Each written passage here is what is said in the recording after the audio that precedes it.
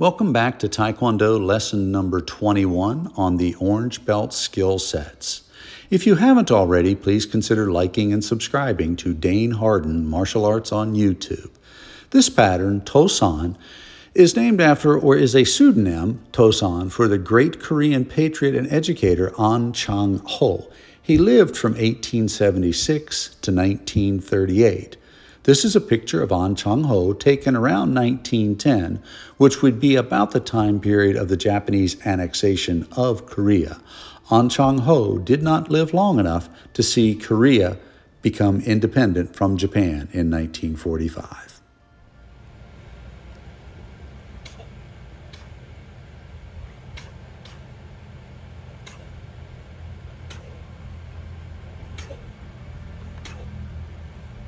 The key-ups are on the very first side block, and then on the Kwansu strike to the throat, which would be the second key-up. The final key-up is coming up on this last pseudo-terigi, done here.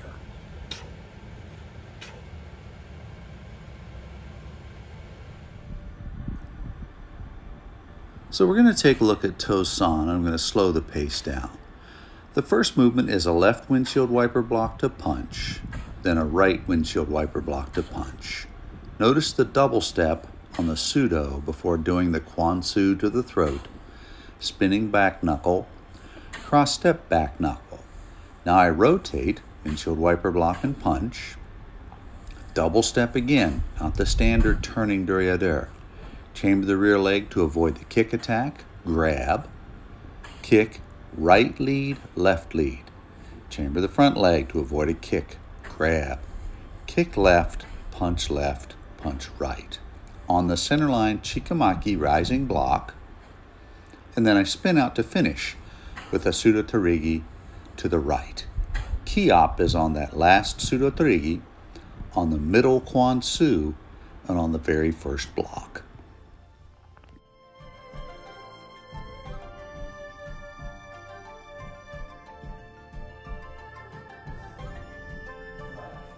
So it's a windshield wiper block. The Korean for that will appear down here magically somewhere. And from here, I drive a punch straight in. Those two movements are really meant to be done almost simultaneously. So if I'm in this fashion and he's throwing his punch, boom, boom, I'm driving that punch in immediately so that I'm creating this open space. That's kind of a new and different technique. We've got wax on, now we're doing wax off. So it's kind of very similar to the Karate Kid stuff. If we look at the next newer sequence, if Bruce again is throwing punch and I pseudo, my next movement in Dosan is going to attack his throat. This movement is called... I have seen some schools that teach a spear finger strike to the chest. However, for applicability, we strike to the throat. Under my elbow as support as I strike into Bruce's throat. Notice how that moved Bruce to the rear. Right? So let's watch that one more time. 1, 2. The follow-on movement is to spin back knuckle to the side of the face, here. So you're actually using one as a block, finishing with the strike, here. I punch. Now Bruce is attacking my rear leg. I chamber this leg. Some folks will interpret this grabbing movement also as a double block. Master E once many years ago explained to me that it could be done either way, and he showed me the double grab and the double punch from a kick application, which I prefer to the more traditional double block explanation of this movement. Kick, punch, punch. Now when we look at it from an application standpoint, Bruce is back in, block, punch, kick the leg, chamber, grab, kick, punch, punch. Finish the technique.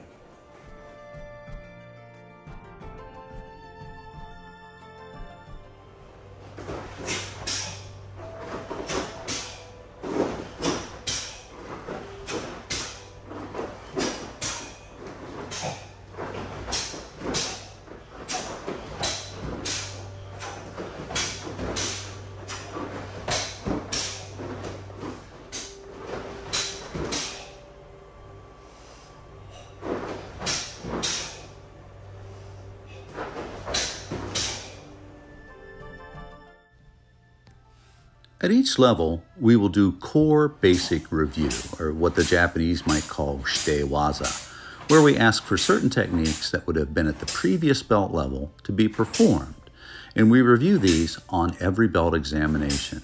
You can expect at a black belt examination to have nearly all of the techniques that we have taught, forms, patterns, fighting skills, and self-defense skills to be reviewed on that Shodan examination.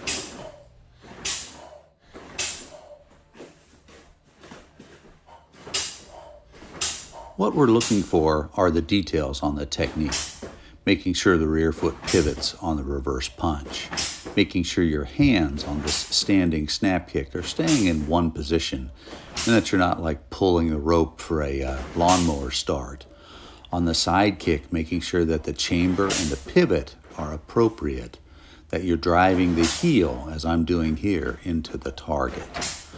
On the front leg snap kick, we look to make sure, again, that the hands stay in an on-guard position and that the kick is snapping from the knee out and then re-chambers back down to the floor, watching our balance points as well. On this front leg snap kick, we look for full pivot, hands stay up, and that when we plant, we're planting under balance and under control, as I'm doing here, moving forward.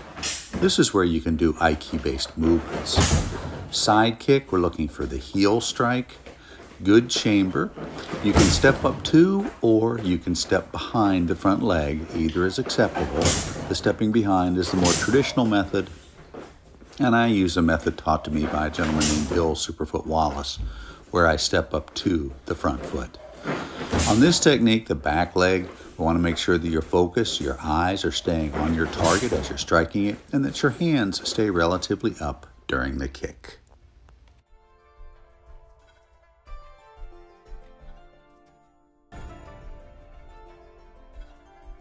So in this section, we're talking about Gyup, which is this idea of free sparring or sparring techniques.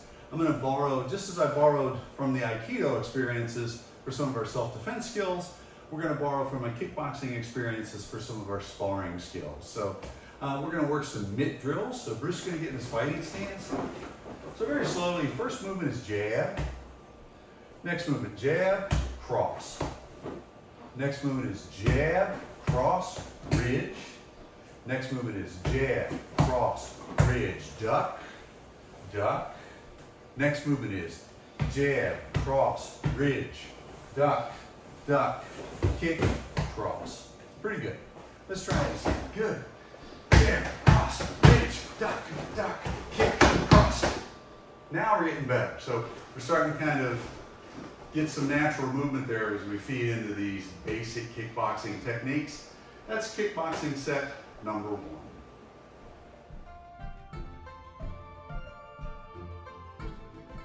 Section, this is kickboxing set number 2, which is going to be 90-degree pivots. So Bruce is going to center in a fighting posture, and all I'm really doing is offering a jab, and as soon as he throws it, I move. Jab, move, jab, move, jab. If I take that and add kickboxing set number 3, which is going to be the jab cross, Bruce again is in his fighting posture, and offer jab cross, I shift. Jab cross, I shift. Jab cross, I shift. Jab cross, I shift. Good. 1, 2, duck. Good. 1, nice. So whenever I'm holding this up, he knows it's cross punch. Holding this up, he knows it's the jab. When this hand comes out, he knows to duck. If I move forward, he's going to move rear and shoot jab. If I move rear, he's going to move forward and shoot cross. So that's starting to introduce some movement on some of these basic sparring drills, the Gyup. So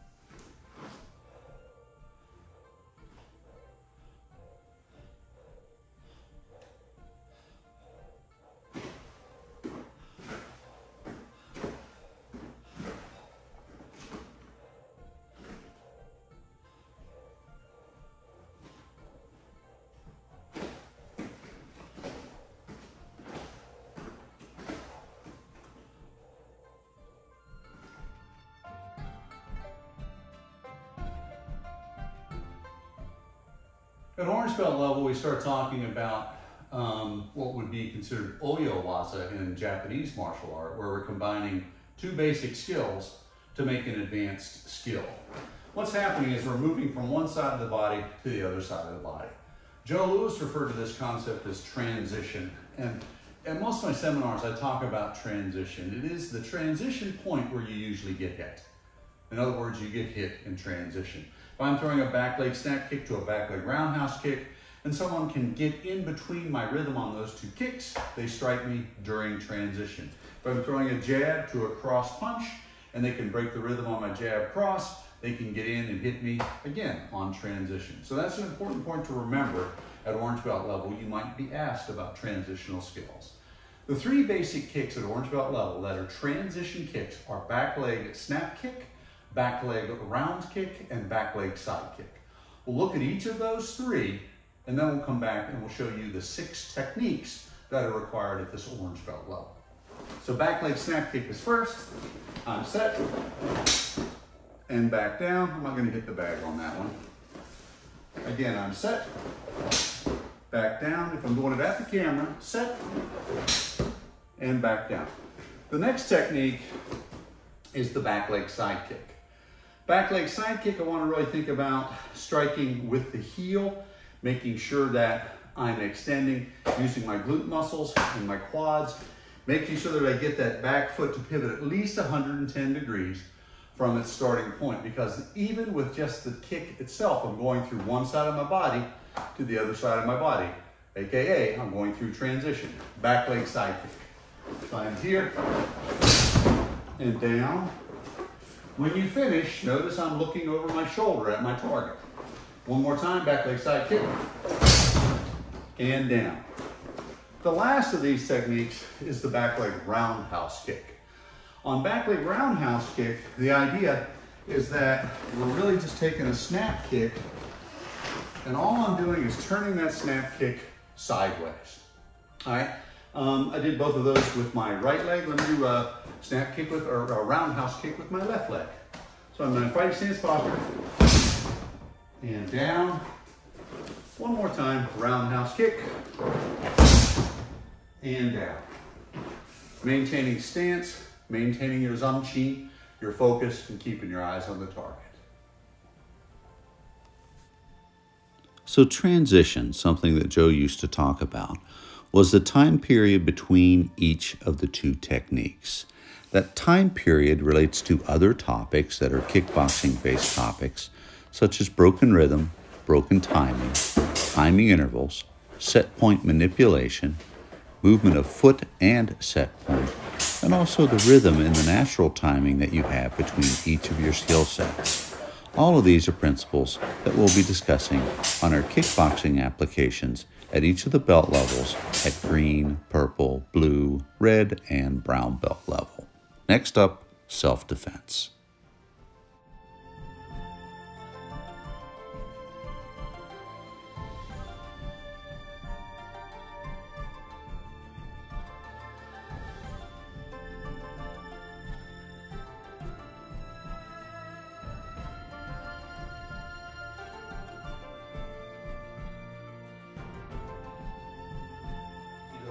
As training regimen, but you'll see it quite often, even in realistic street environments where somebody will grab a wrist or try to make some sort of purchase point where they can control your body movement if you're trying to escape.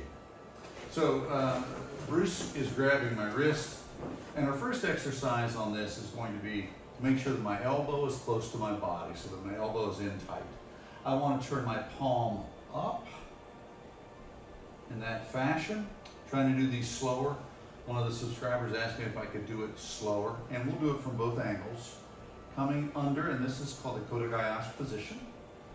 From here, I'm coming down my hand, and I'm going to rotate and take Bruce's elbow across his abdomen in that fashion.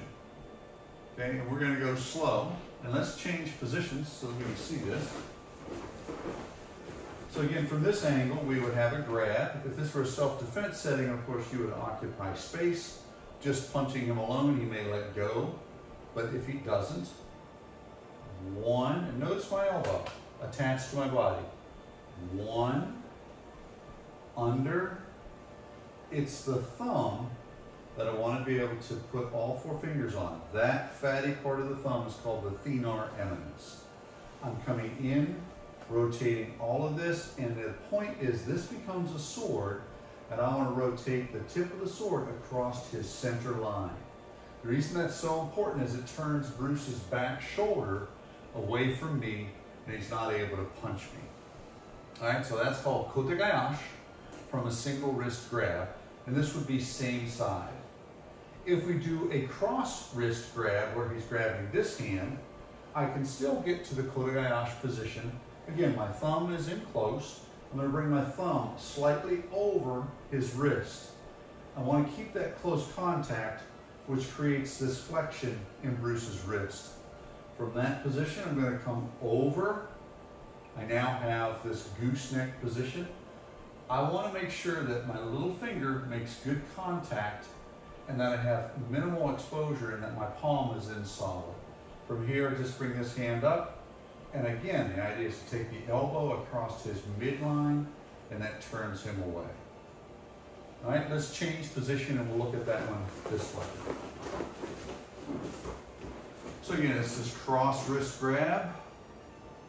1. Notice that I've got palmar contact. A common mistake is you'll see this separation. This is called go, chu, rokyu. Chu means middle. Go, ich, ni, sam, shi, go. And then rokyu is power, so it's the middle of the 5 powers. So 1, 2.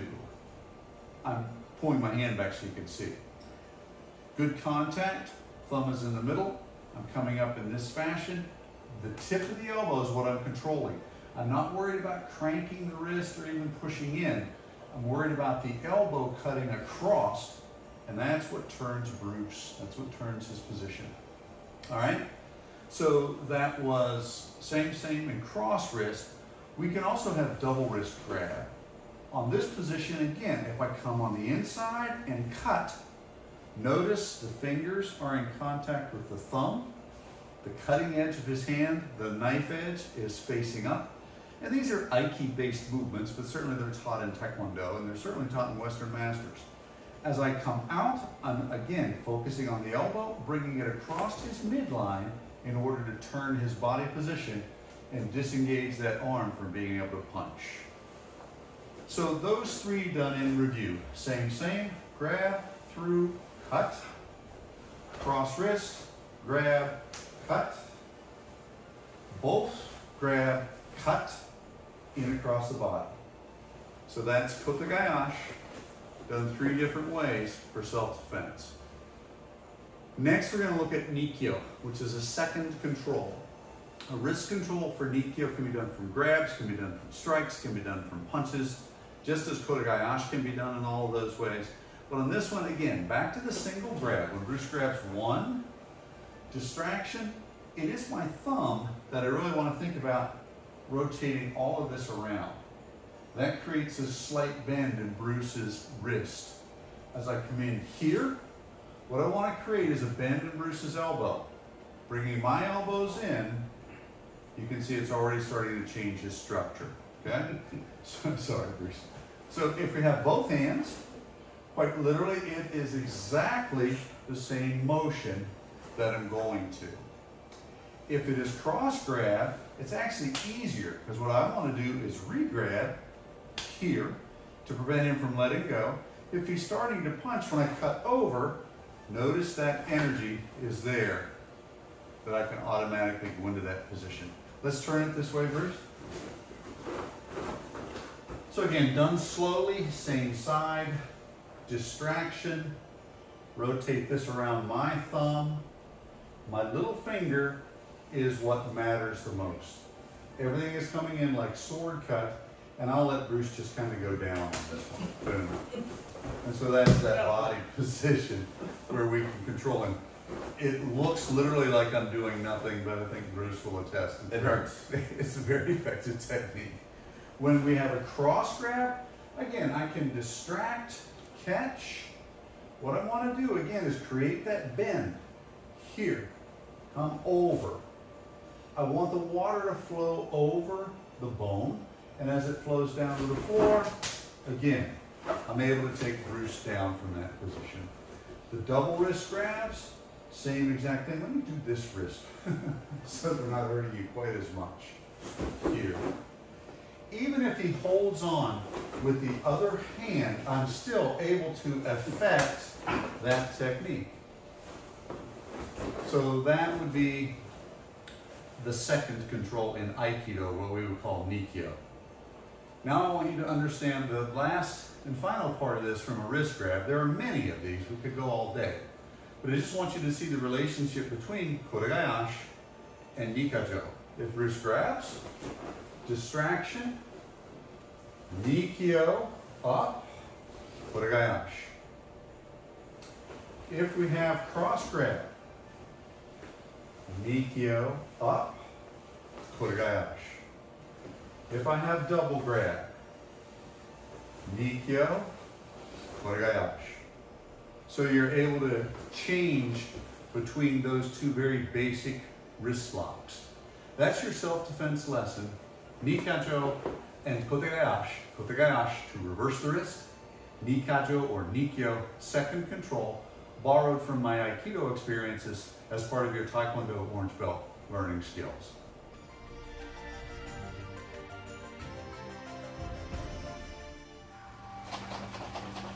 For the fitness and conditioning part of your examination, we used to have ever-increasing numbers of various repetitions of certain calisthenics, but this is really the max set. So we're basically shuffling in place for a 35 count, and then once we're done our shuffle drills, we do side straddle hops. Again, the number of repetitions is going to be 35. Once we're done with side straddle hops, we then move into ground drills. And the first ground drill typically that we do after the side straddle hop is going to be going down to the floor for this, which is a cruncher style sit-up. We emphasize cruncher style sit-ups because they isolate the upper four segments of the abdominal muscles. The abdominal muscles are an 8-segmented muscular group, and the upper four segments help to protect your solar plexus. If you've ever been punched in the breadbasket, you understand why having conditioning in that part of your abdomen is such an important aspect to overall fitness and is therefore a requirement with our calisthenics.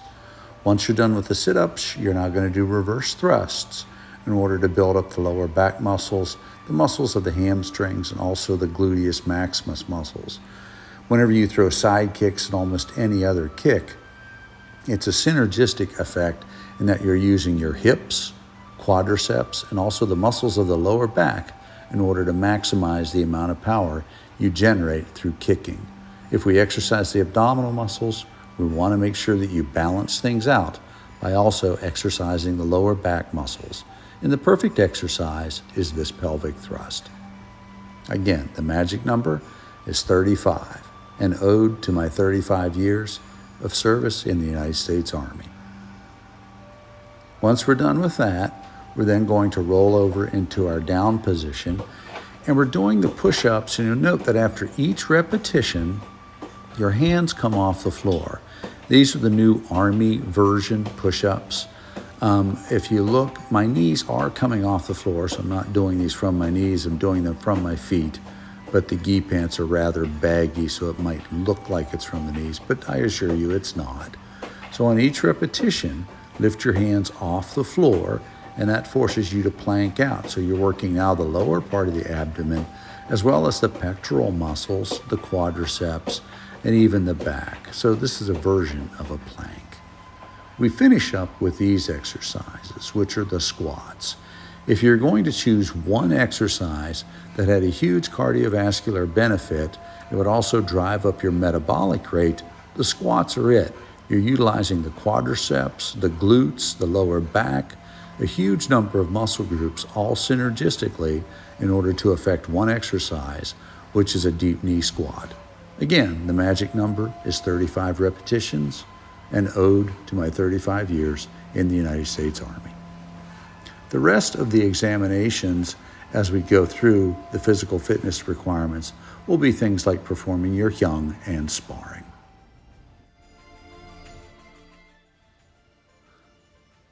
Review the lessons on terminology that we've already gone through.